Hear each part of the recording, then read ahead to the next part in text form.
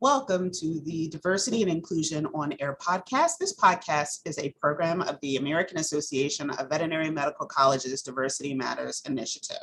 The podcast explores various issues related to diversity and inclusion in the veterinary profession and provides the AAVMC an opportunity to offer ongoing diversity programming to our member institutions as well as all veterinary professionals. My name is Dr. Lisa Greenhill, and I am the Senior Director for Institutional Research and Diversity at the AAVMC.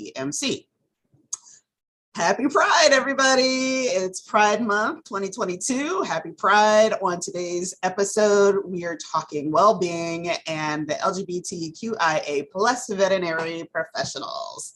So now I know that, well-being continues to be a major concern within the veterinary profession. But when we look at groups within the profession with marginalized identities, we don't often have kind of that disaggregated data to really kind of see what's going on. And when we do have some of that data, sometimes we don't disaggregate it. And so we don't always have a great idea of how these issues around well-being are being experienced by folks with marginalized identities, such as our queer community. What we do know is that the experience can be different, often is different, and especially when marginalized identities come into play and kind of are layered, meaning there are some intersectional issues. We know that within the queer community, of course, everyone is represented in terms of race and age and all of these types of things. But when we start seeing layers, we see some really kind of wacky things that are not good. So let's drop all of that, what I just said, into the professional environment. And I have a little bit of data on some of the experiences of queer folks in the work environment. So this data is from the Williams Institute, a really great group of folks out in Southern California that really kind of do a lot of wonderful study around LGBT issues. So last year, 10% of queer employees experienced workplace discrimination, but nearly half of all queer folks report having had some type of unfair treatment in the work environment at some point in their whole career. 57% of folks last year reported poor treatment associated with religious beliefs of their colleagues. Nearly 40% reported experiencing harassment in the workplace. Nearly 50% of queer folks in the workplace are not out to their immediate supervisor. 1 in 3 last year left a job because of poor treatment. So when we talk a lot about issues around mental health and well-being in the profession, we tend to really kind of emphasize and spend a lot more time talking about, individual mental health and kind of thinking about how do we support that aspect of, this at the systemic level, like how do we kind of create better environments? But the reality is that sometimes it's just the work environment itself is toxic, and that this isn't necessarily, that the mental health issue isn't necessarily this kind of organic thing. It's being in a toxic work environment or learning environment that really is the problem. So today, my guest and I are going to dive into some of the research that does exist in veterinary medicine, focusing on the well-being of our queer colleagues. So joining me today are my guests, Drs. Dane Whitaker and Tracey Witte, joining the show. Hello, hello. Hi, thank you so much for having us. Yeah, good to be here. Thanks, Lisa. Thank you. Thank you for agreeing to be on the show. And so before we dive into the juicy questions, I like my guests to tell us a little bit about themselves. So Tracy, we're going to start with you this time. Hi, yes, I am a licensed clinical psychologist, but my full-time gig is as a professor in the clinical psychology program in the Department of Psych Sciences at Auburn University. I am also the director of the suicidal behavior and psychopathology lab there. So I oversee a team of graduate students and undergraduate students. And that's really my main area of research interest, is understanding and preventing suicide. And we can get into some of my work related to the vet profession, which that has become a fairly large chunk of what I've been doing over the past decade. I also want to acknowledge that I'm a cisgender, heterosexual, Anglo white woman, and I recognize the limitations of my own experience, and I'm just trying to be humble in these conversations. And although we're going to be talking about the work that my group has done looking at the LGBTQ plus folks in the vet profession, I wouldn't put myself out there as necessarily an expert on LGBTQ plus folks' experience in general. So I just want to acknowledge that. All right, thank you. Thank you for that. Also shouting out myself as certainly a woman of color, but a cisgender straight woman as well. Dane, care to tell us about yourself? Sure. So my name is Dr. Dane Whitaker.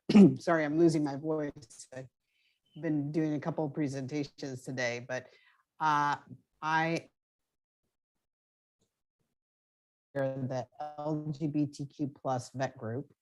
And we are providing education and advocacy for folks across the vet profession that identify as LGBTQ plus, as well as allies. And I identify first as a transgender man and secondly as a transgender veterinarian. So it's really having these kinds of conversations and talking about these topics in our profession is so important. So really grateful to have the opportunity to be here today doing this. Professionally, I wear several different hats. I practice as a small animal relief veterinarian in the San Francisco and Sacramento areas in California. I'm also a marine mammal rehab vet. So I work in Sausalito at the Marine Mammal Center, providing relief work for them as well. So I do lots of different things professionally, but in my spare time, I like to really work to help provide insight into what it's like to be LGBTQ plus in vet med, and just really help to make this profession more diverse, equitable, and inclusive, because I think that this is such an important part of what we do, certainly at PrideVMC, and I'm really excited to have this opportunity to be here on the podcast today, because the work that Lisa is doing with this has just really been phenomenal. So appreciate it. Oh, thanks. Thank you. Thank you. You and the group have been a joy to work with over the years. I am delighted to be able to bring visibility, be in a position to bring visibility to these topics. So let us dive on in. So Tracy, why don't you tell us a little bit about the research that is kind of dominating a bit of your portfolio the last few years? Yeah, so and I'm happy to talk about any of my vet med relevant research. I really got started studying suicide and mental illness in veterinarians right when I began my position at Auburn in 2010. At that time, I was really interested in trying to understand the elevated rate of suicide in the vet population. And I published a paper back in 2013, and I wasn't sure, or I never could have foreseen that I would have continued in this line of research.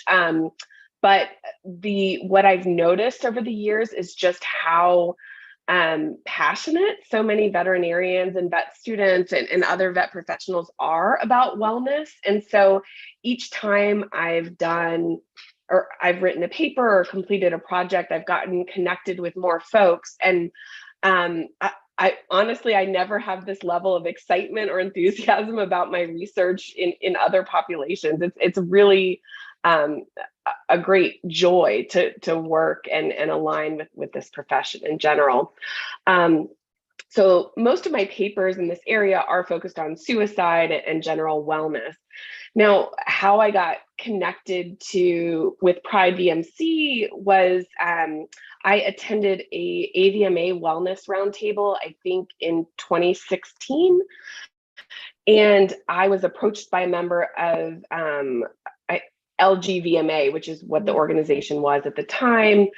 And that person pointed out that we essentially had no research looking at LGBTQ plus folks in the vet profession.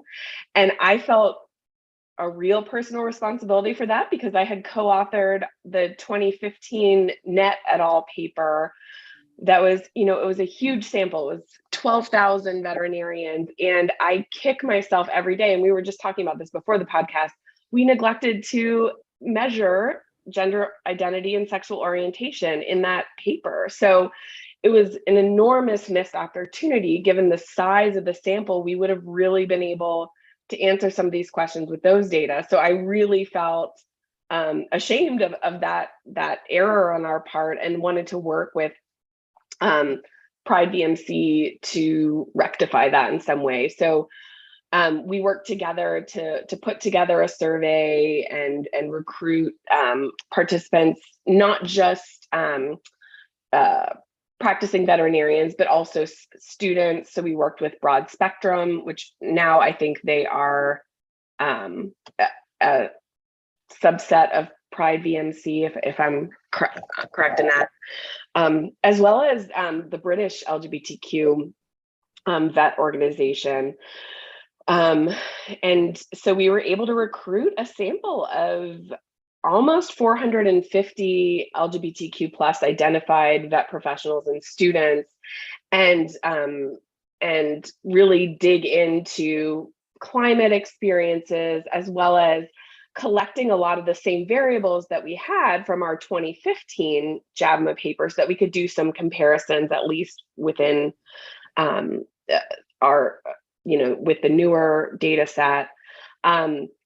I'm happy to talk about any of those findings. And I also want to mention that with my my graduate students, as well as some other folks from PrideVMC, we are in the process of revising a paper. We have a revise and resubmit on a qualitative analysis from that same data set. Yes, I see Lisa getting excited. I know you are a fan of qualitative research, and I'm increasingly becoming enamored with it. So we've also got some interesting data looking at not just, numerically, how often are people experiencing suicide ideation, depression, but we have narrative descriptions of the difficulties that people have experienced and how those were resolved. And so it's a lot richer data than what we have published so far. Yeah. Qualitative data, my background is in both quant and qual. I don't get to do as much qual because it's just, staff. Takes forever. It takes forever, and it's very, very labor intensive. But it is very rich because then you get the stories, right? And so, some of the things that I have learned along the way. There was a study that colleagues and I did in 2012, really kind of looking at the experience of queer students, veterinary students, we had two big questions, right? Describe the climate at your institution with respect to, issues around sexual orientation. And then what is your lived experience in that environment? Right. And, I can't wait to hear about your research, because we had 40% of our respondents were basically straight cis people who were like, yeah, we think you should have asked us. And it was like, okay, but how much privilege does it take for you to kind of participate in a lengthy study that doesn't even apply to you? But okay, cool. It was just, we learned a lot, right? But we also learned a lot about what those environments were like, but also what environments were the most dangerous, right? And ironically, a lot of folks might think that it was, the ones that were full of hate speech and, just very horrible, what I call the chilly or cold environments were the most dangerous. Actually, they weren't. The most dangerous were what I call the lukewarm, because on any given day, folks are not really sure what they're walking into, right? If you know that it's a hostile environment, sucks, but and you kind of put on that armor and you go do what you have to do, versus, okay, is it safe? Is it not safe? Kind of situation. And so I look back on some of that now that we have so much more knowledge around these issues, and with the work that you've done and certainly others, kind of, wow, that kind of stepping into either of those two environments has got to have, a mental toll that is overwhelming and potentially impacts performance, but also just quality of life, right? That's just that well-being. And it's just really awful is an understatement, right? So tell me a bit about what some of those big findings are and some of the more recent research that has come out of this wonderful partnership. Yeah, so I would say, so I'll focus first on our quantitative paper, if that's okay. And I would say there was some good news that we saw. So I always like to at least acknowledge where things look okay. We saw that, most people in our sample reported that they felt comfortable bringing their partners to social events. Most people, and this was a bit surprising to me, but may not be surprising to y'all, the vast majority reported that they knew at least one other LGBTQ plus person, either in their workplace or in their school environment. And when we asked, just on a, I think it was a 5-point scale, how supportive they felt their school or workplace was of LGBTQ plus folks, most people reported that it was either supportive or very supportive. So we were happy to see that. Then, in terms of the not so good news, we found, unfortunately, and this maps onto what we know in the broader population, that our sample of LGBTQ plus vet professionals were more likely to have experienced suicide ideation and suicide attempt compared with our predominantly heterosexual cisgender sample that we described in our 2015 paper of veterinarians.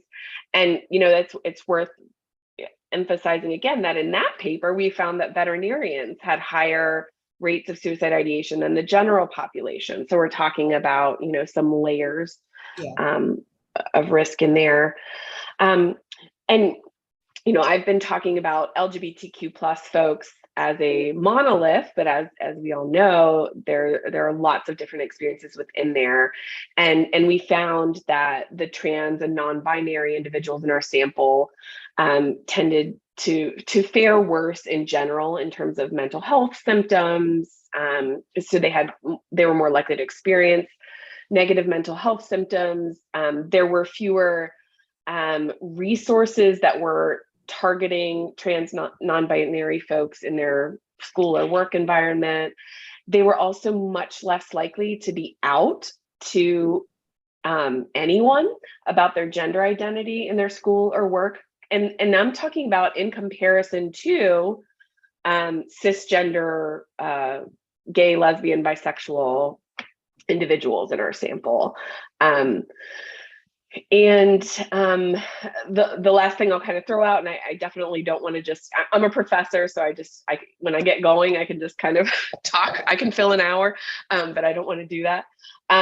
We found that, in our overall sample, a little over a third reported that they experienced difficulties related to their identities, either at work or school. And within that, a larger chunk of our professionals, so our working individuals, so it was about 45% of them reported having experienced difficulties compared to 25% of students. And those different, so, in this paper, it was just a yes or no. Have you experienced difficulties related to your identities? And those difficulties were related to other negative outcomes like emotional labor, which is relevant to what Lisa was talking about, job dissatisfaction for the working individuals, and emotional exhaustion.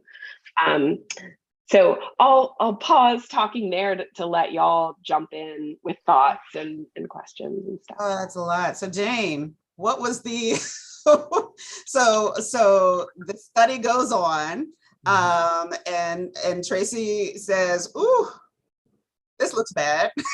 What does I'm assuming that there's probably some presentation that kind of to Right. the Pride community. So what was the reaction? Like, yeah, this tracks, or ooh, it's worse than we thought. I think it just sort of adds proof to the pudding, right? It's like, okay, well, yes, from an individual standpoint, these are things that many of us have been experiencing in the community, since time began, right? And I think having the data to show this, to say this is actually happening, and to also emphasize, as Tracy was saying, these different intersections of marginalization and how that just layers it on. That, okay, if you're identified as LGBTQ plus, and you're non-binary, you're trans, and you have an even harder time, plus the fact that, now you're in vet school or you're going out into the profession, it just really solidified the idea that these folks are going to need support. And I think the biggest thing for us as an organization from PrideVMC standpoint is to say, okay, yeah, we have this data now that's proving this. This is the work that we need to do to make sure that we can build a community of organizations and practices or schools or whatever it is across the profession that is prepared to support these folks. And, I think the veterinary profession as a whole has been really keyed into the fact that we do have mental health issues, and there are lots of, problems with veterinarians committing suicide and having poor mental health as a result of, for whatever reason, potentially as a result of our profession.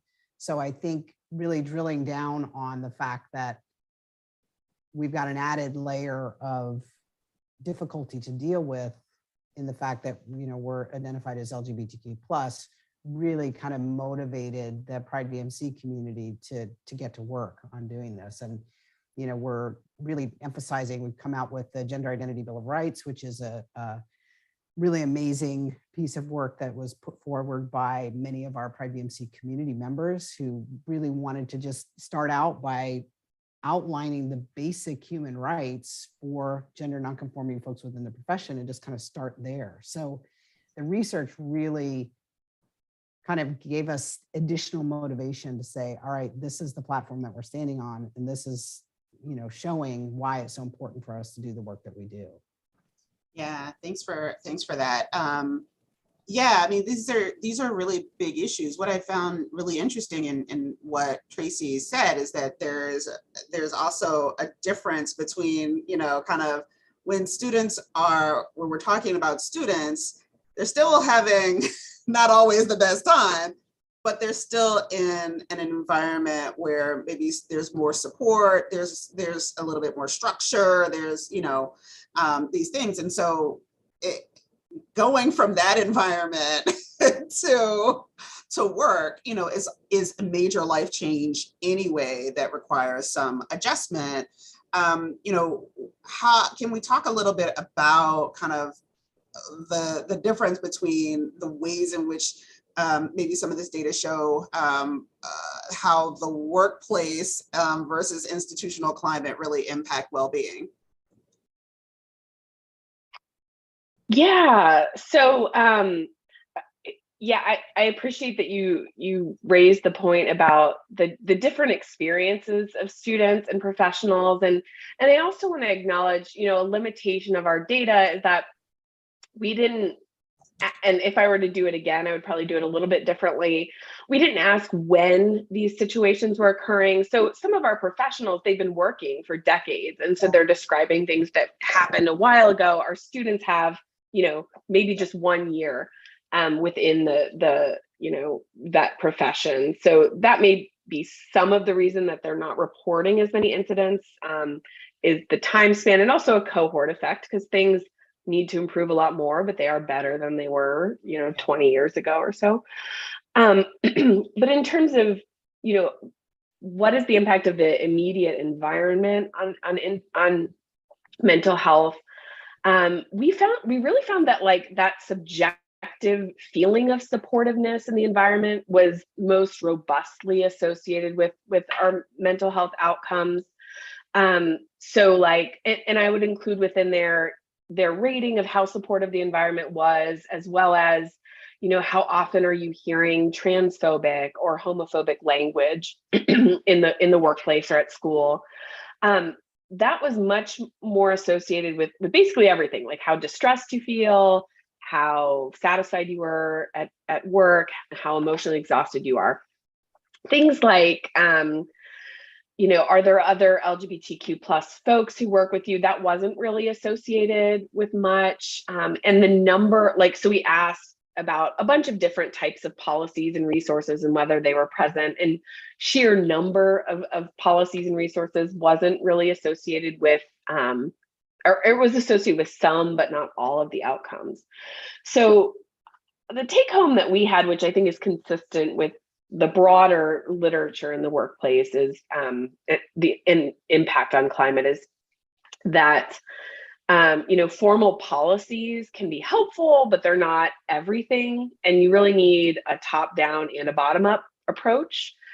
And so, you know, the good news is that for people who are tuning in and listening to this, if you, there's a lot of power in an environment to be a positive agent of change, even if the environment itself is hostile or kind of ambivalent toward LGBTQ plus folks. You can be the person who makes some positive change, and that can have a tangible impact on others. But also, like, if you are a leader in one of these settings, you could put the best policies out there in the world, but you can have some folks really undermine the culture that you're trying to build. So, and I'm certainly not an expert in, you know, there are industrial organizational psychologists out there that have, you know, lots of specific expertise in how to build that. But that was just something that we saw in our data. Yeah, I mean, I think that so you know, this is, you can have policies, and certainly I always strongly advocate for you know, companies, clinics, wherever, you know, employers should have non-discrimination policies, you know, making sure your HR approach is fundamentally inclusive. But, you know, problematic people are going to be problematic. I mean, that's just, and, you know, and I think that anyone who is a natural contrarian, like myself, look at the rules and we drive right up to the line to figure out, like, how can we continue to be authentic? Hopefully I'm not a trash person, but I just have issues with boundaries. So like, but you know, these things are, rules and policies are great, but you know, it sounds like, in the words of Rihanna, this is the time for allies to pull up. Allies in the workplace have to pull up. Dane? Mm-hmm. Absolutely. I could not agree with that more. I mean, that just from my own experience, you know, I went through gender transition in the midst of my career, on the job, and I didn't have any guidebooks. There were no HR policies. There was nothing that told me how to do it. You know, I didn't have any resources. I mean, there are resources out there, but I didn't know what they were. So I really had no idea how it was going to go. And because of the climate in the practice where I was fortunate to be in the San Francisco Bay Area, in a climate that was supportive, I had, you know, a very successful time during my transition that did not result in my career being jeopardized. And as a result, not only did it make me a better person because I was able to step into my authenticity and live my authentic self, but it made me a better veterinarian because I was able to walk into an exam room every day knowing that I was my authentic self and that I didn't have this added layer of stress with, you know, is this client going to accept me? Are they going to think that I'm weird? Are they going to trust me? Are they going to let me treat their pet? So all those layers of stress that we deal with as veterinarians, then layered on top of that, the stress that I'm dealing with as a trans-identified person, that all went away in part, a large part, because of the climate of the practice that I was in when I transitioned. So it really is so important to, yes, have the policies in place so that these people are doing what they're supposed to be doing to be, to support us, but also to have those allies in that climate, creating a culture that is inclusive and supportive. So I mean, I can't even tell you how important that is. Yeah. It makes me, so Tracy, can you describe a little bit for folks that might be new to the terminology or even the concept, that emotional burden, that emotional and kind of cognitive burden associated with, discrimination and marginalization? Yeah, so, and there, we talk about emotional exhaustion and emotional labor a lot in general for any high-powered profession, like like the veterinary field, and what we're talking about is that feeling of being kind of worn down by the end of the day by the work that you're doing, and emotional labor is something that any veterinarian is doing. Well, we're piling on top of that these issues of, as I think you were both talking about earlier, the question of, can I be out here? Can I be authentic? What are they thinking of me? Am I physically safe? Is my job safe? Is this client, because since it's a public facing profession, then you've got the general public that you're dealing with, and sometimes you're dealing with them on their very worst day because their pet is really sick and they can't afford to pay for the medical care that the pet needs. So all of those things are can then wear on the individual and are associated with depression and can be associated with substance use and even suicidality. Yeah. I was just listening to another, folks that know me personally know I'm a podcast junkie, and we were talking about kind of the concept of weathering, right? And that this idea that, weathering is kind of weathering as a result of marginalization, discrimination, really is kind of at the root of a lot of health disparities, right? It's not just the behavioral piece of this person kind of being there, but it's just this cumulative, this cumulative thing of me being in the storm or Dane being in the storm. Yes, you weather it, but some shingles are gone, right? Right. Yes, yeah. And that impacts, your physical and your mental health. Yeah. So how should employers, as well as the colleges, and certainly other environments where professionals will land, Dane, what is the hope for PrideVMC that all of these folks will, and locations will respond to these findings? Yeah, it's very much, I think getting the word out and publicizing it, being vocal about it. That's kind of why I'm losing my voice today, because I've been talking all day about this stuff.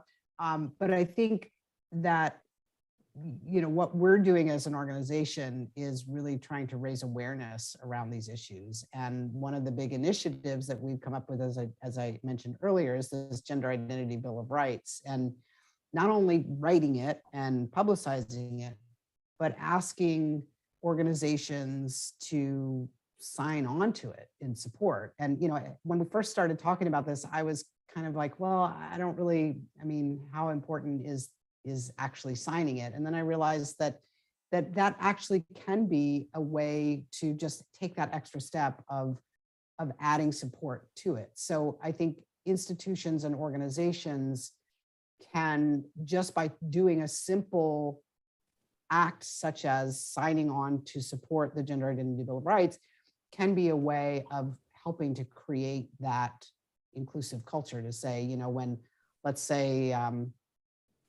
some vet student is trying to decide where they want to go to vet school and they're not sure where they're going to be safe, and they're going down the list and they see on the veterinary school's website that they support the Gender Identity Bill of Rights and they signed on as a signatory, that can be a sign that this is a supportive environment. So that's certainly one step.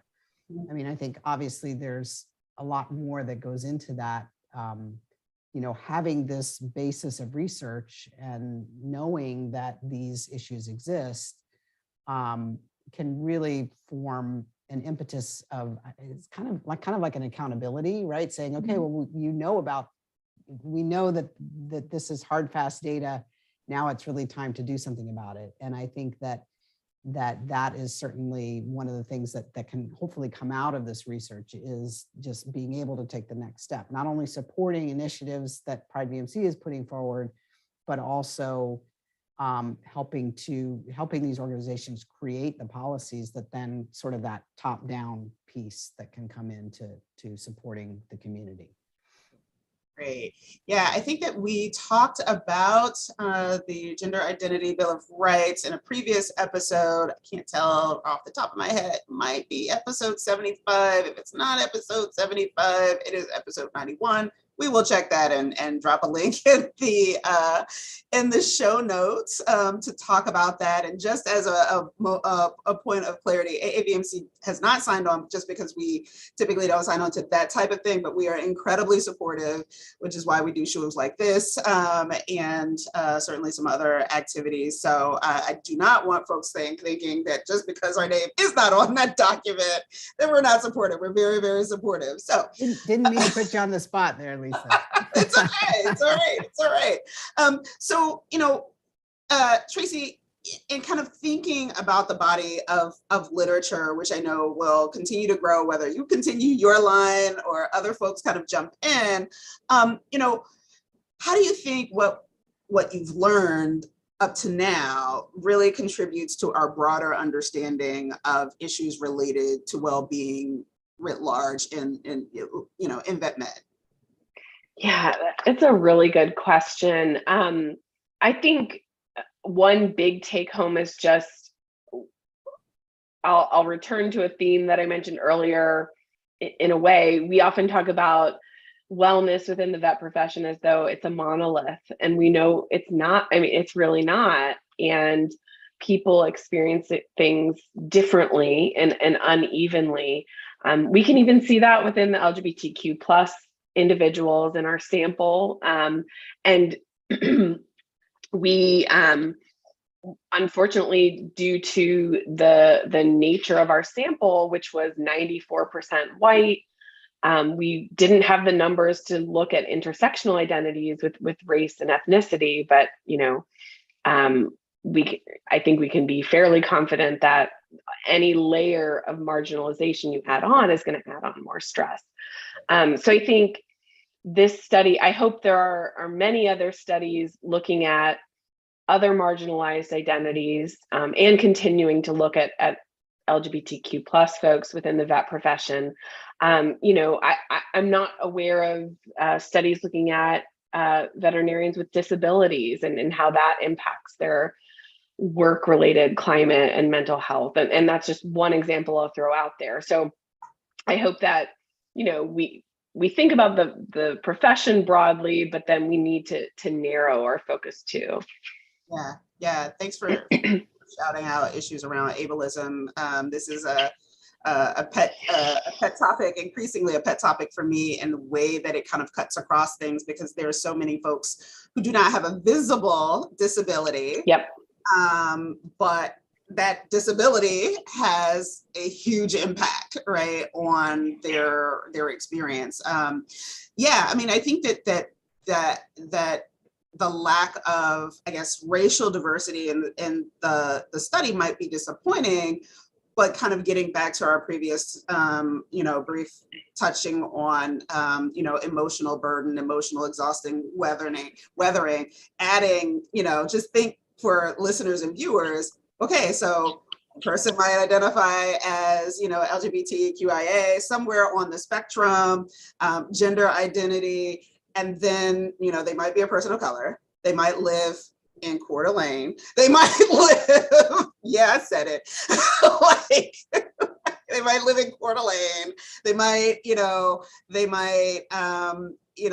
be indigenous. And so there's an identity piece with that. And so just imagine like that it's not one thing, it's several aspects that, several lenses of that identity, that individual's identity that are impacting the way that they kind of move through the world. Yeah. So Dane, any comment on, I'm going to ask about it. It wasn't on the pre-production list because it didn't happen. It hadn't happened. Yeah. But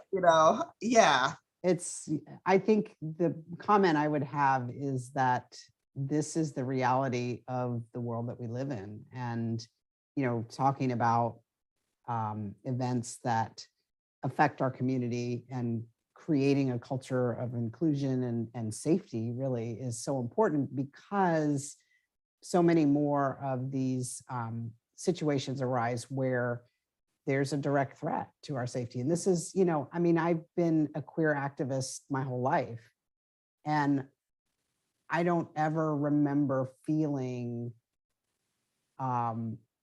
this kind of threat, which seems crazy because I know that, that folks that have gone before me faced probably many more threats than this, but just the idea that, as a veterinarian, if I'm traveling to give talks at different conferences, that there might be folks that come to the talks that want to stir stuff up and be there as sort of a counter voice, and that could be a potential form of harassment, and just trying to be prepared for those things. And I think that it is really, the idea that we've made several steps forward in the community, and we're having, sort of 5 or 6 years ago, things when the Defense of Marriage Act fell and gay marriage became legal, it was really this feeling of, all right, we've got this momentum, and the world is finally recognizing that queer folks are, valid members of the community, and we're here to contribute, and, love is love, right? And I think we're obviously experiencing the backlash from that. And so events like what happened in Idaho, unfortunately, are becoming more common. There was just an incident here in California where the drag queen story hour got interrupted by some members of a white supremacist group. That stuff happens, and we're, as a community, becoming more resilient, and we're here to stand up to it and continue to fight the fight and stand up for our rights. And so that's my comment, is that it's out there, it's happening, and we're going to keep fighting against it. Thanks for that. I think is one of the things that my team found in our 2012-2013 study was that all marginalized identities are experiencing aspects of this, and know that like that individual might go, oh, I'm experiencing it through this lens versus this lens versus this lens. But I think that the big takeaway, one of the big takeaways from that LGBT study that we did was that, and I mean, we know this, the sociological research is clear, we know the psychology research is clear, all of these things. Where there's one ism, like they travel in packs, like, right? There's never just one, right? Like, oh, this is just racism. No, if there's racism, like it brings along its friends, sexism, homophobia, transphobia, ableism, all of them kind of come and party together. And, I think that even your comment on saying, that the white supremacists kind of showed up there, it's not surprising to me as someone kind of who reads the literature, because, they're not down with any of us. They're just not down with any of us. And that is something that I think that we as a profession have to better recognize and really kind of push back on. It's, either you're one for all or not. So, yes. So Tracy, where do you see things going next? What's on your vision board? On the docket. I'm going to ask you where, would you say? Yeah, because I'm definitely eager to hear what Dane would like to see in terms of, in the more immediate future, where I'll be excited to present and talk about this qualitative paper and I want to give a huge shout out to the first author of the paper, Sharon Cramper, who's my PhD student and did a ton of amazing work on it. But having more conversations about like what's the nitty gritty of what's actually going on in these environments. I also, it's shocking to think about how old these data are now. These are from 2016. They were collected actually before Trump was elected president. Like, the environment was different. This was also before the data were collected before the Supreme Court decision that offered workplace protection nationwide. So, things in some ways have gotten worse, some ways have gotten better, and I would just love to have more updated info. And I would love to figure out a way to recruit a sample where we could explore intersectionality at all, because we just didn't have the numbers in this paper, or gear, if we're not able to get the numbers, using a qualitative lens and asking more targeted questions for the folks that we are able to recruit and hear from those people. And then the last thing I'll throw out before I want to hear from Dane is, we've highlighted that we had pretty good reach throughout the United States for the survey. I think it was 34, 35 different states, but then there are more than a dozen states from which we didn't hear from anyone. We don't know if that's because they aren't connected to groups like PrideVMC, or if there just really aren't any, if those locations are so hostile to LGBTQ plus individuals that they're not working there, going to school there. We just don't know, but I think doing more outreach so that we can hear from everybody would be great. Yeah, I would agree with that. I mean, I think that's kind of the direction that I'm most interested in, because from my personal experience, as I said, I went through transition and have been experiencing these things sort of in the bubble, right? Here in California, in the Bay Area, I feel very protected because I'm surrounded by folks that, are very like-minded.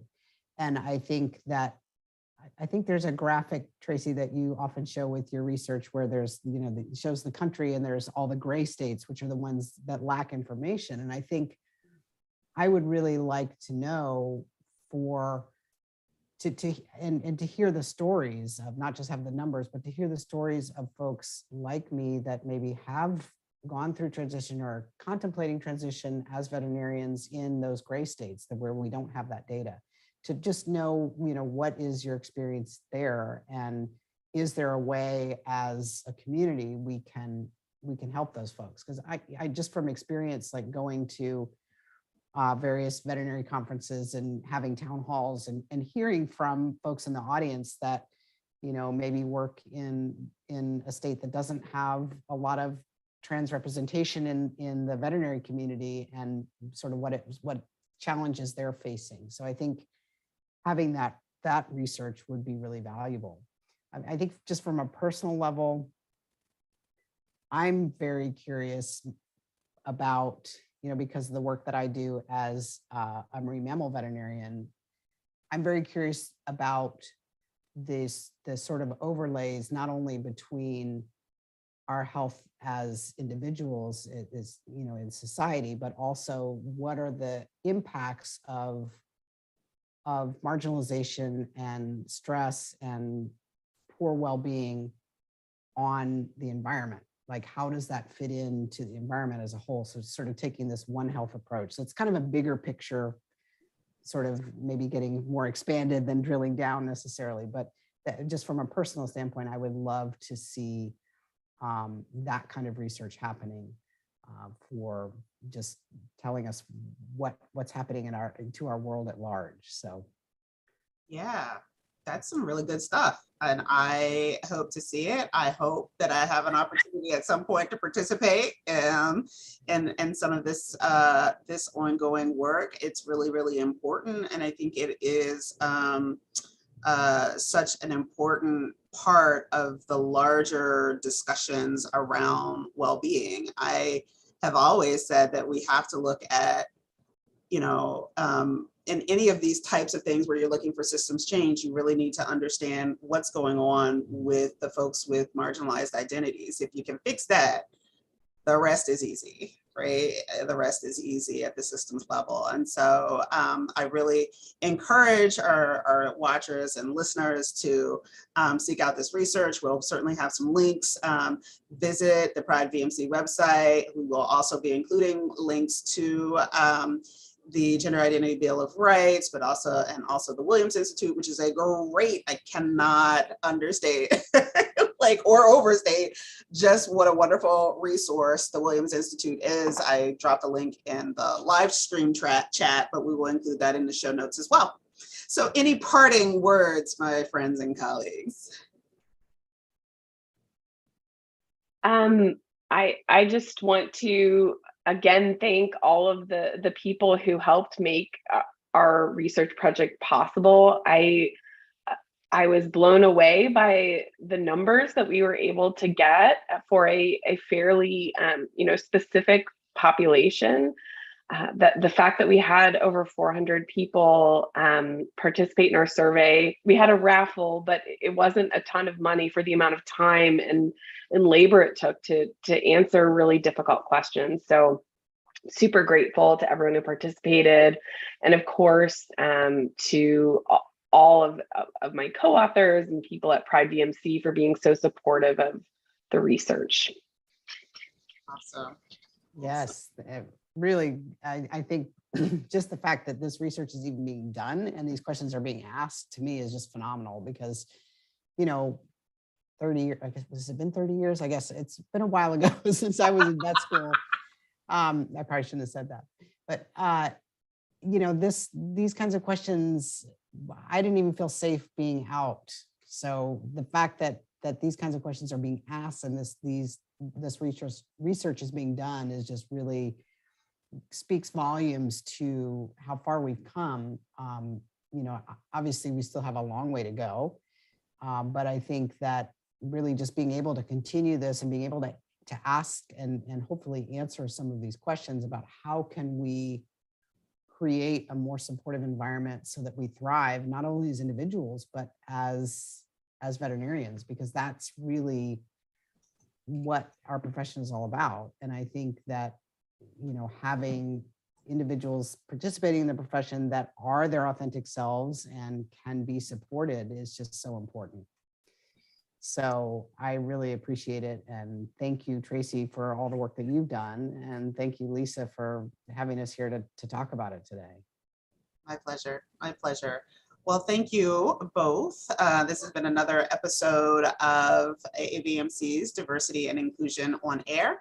To my guests, Dane and Tracy, thank you for joining me. I really, really appreciated this discussion. Be sure to subscribe to the show on your favorite podcast app and like us on Facebook. The address on Facebook is AAVMC's Diversity and Inclusion on Air. And stay tuned. We've got some new shows coming up. We've got several new shows right in pre-production right now. So it looks like I won't be taking time off for the summer, and it's really, really exciting. We got some good stuff. So stay tuned. Thanks for listening. Thanks for watching.